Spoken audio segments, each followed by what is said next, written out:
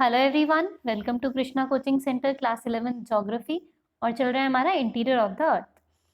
अब interior of the earth में we are going to look at the volcanoes. तो volcanoes के type बहुत सारे होते हैं। पहला है शील्ड वॉल्केनोज।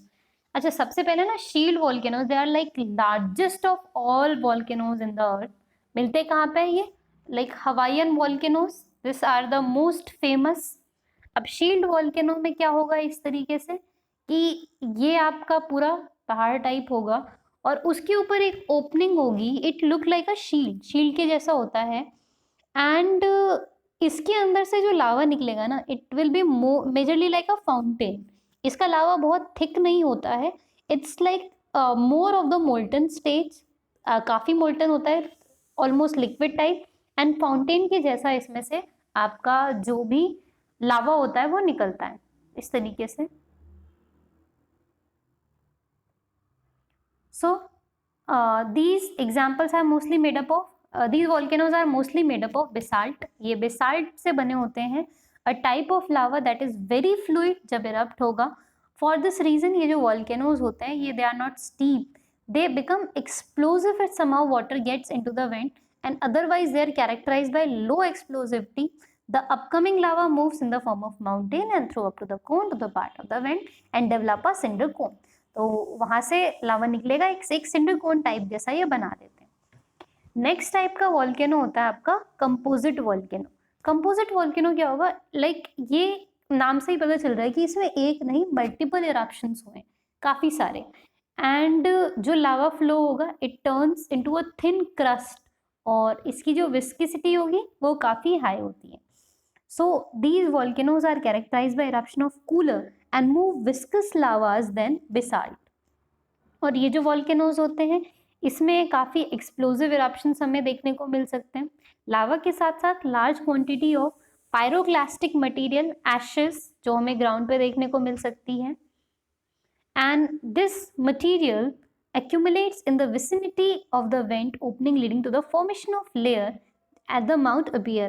तो ये देखो यहाँ से लावा निकला होगा और इसने पूरा ऐसा क्रस्ट टाइप एक लेयर टाइप बना दिया है जो व्हाइट कलर का आपको दिख रहा है।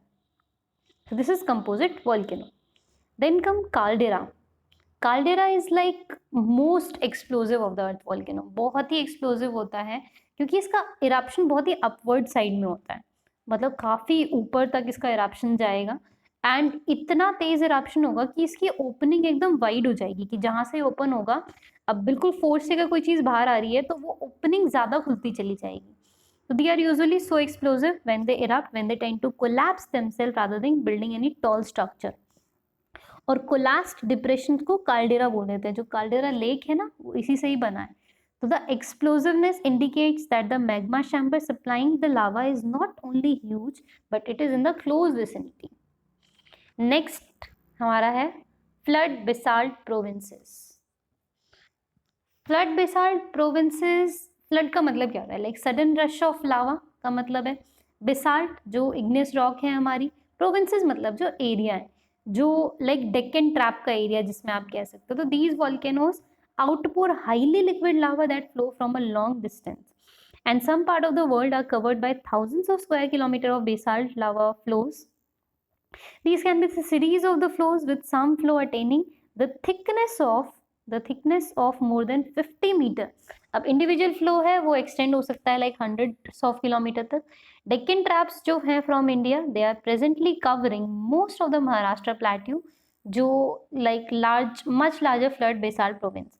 It is believe that initially जो ट्रैप फॉर्मेशन था they were covered much larger area than the present. Then mid oceanic ridge volcanoes जो like under water mountain range होते हैं, जो कि प्लेट टेक्टोनिक से बने होते हैं। अंडर वाटर माउंटेन में ये होता है एंड क्रैक वहां पे आ जाते हैं। रिज का मतलब होता है crack due to divergent plate boundaries.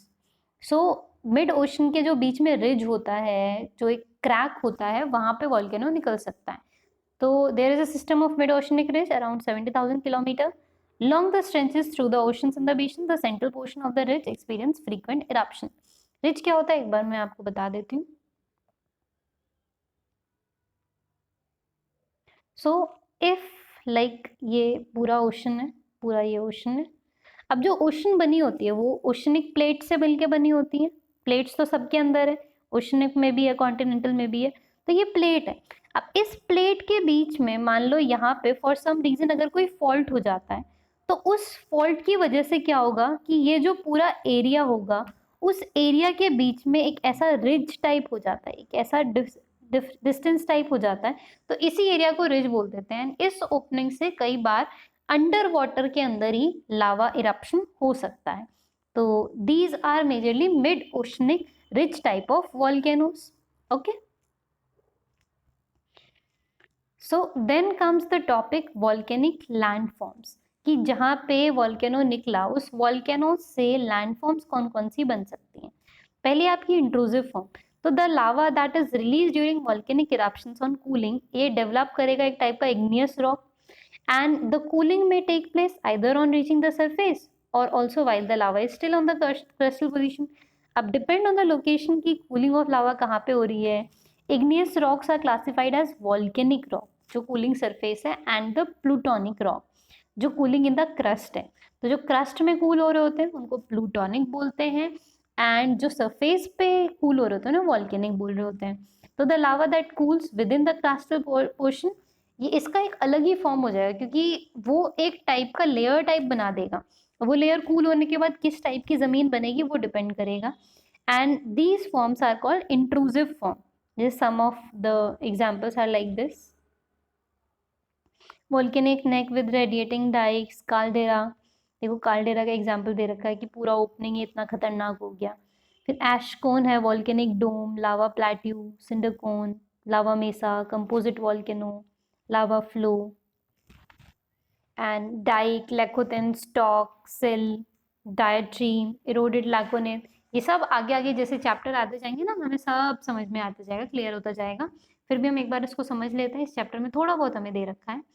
So what are batholiths? तो the large body of magnetic material that cool in deeper depth of the crust develop in the form of large domes।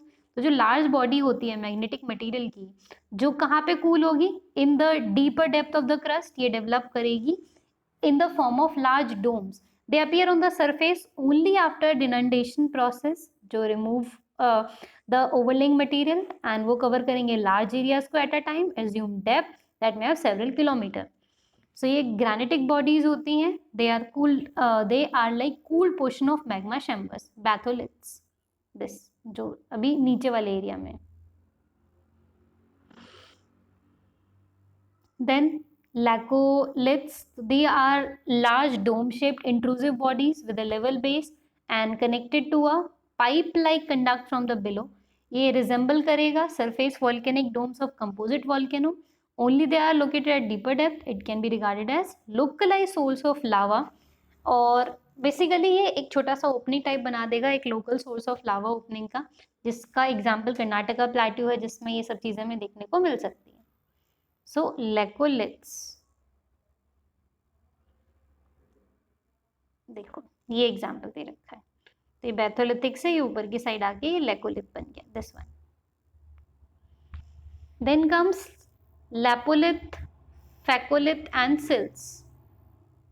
So as and when the lava move upward, एक portion जो होगा of the same में tend to move in a horizontal direction. So जहां पर भी उसको रास्ता मिलेगा वो वहां पे आके अपना शेप लाइक लेना शुरू कर देगा।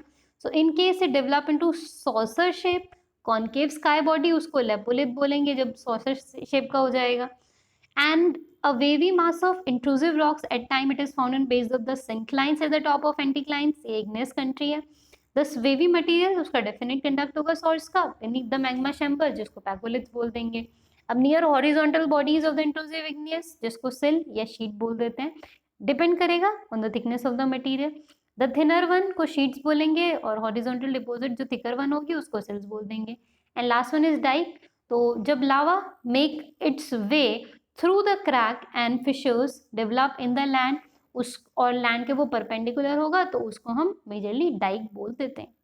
देखो एक फोटो में ये दे रखा है dyke,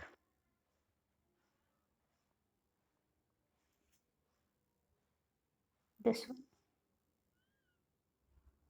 this is dyke. So इस तरीके से ही हमारा interior of the earth chapter खत्म होता है। इसका नेक्स्ट चैप्टर जो है वो हम शुरू करेंगे distribution of ocean and continents अपने अगले वीडियो में। Thank you so much.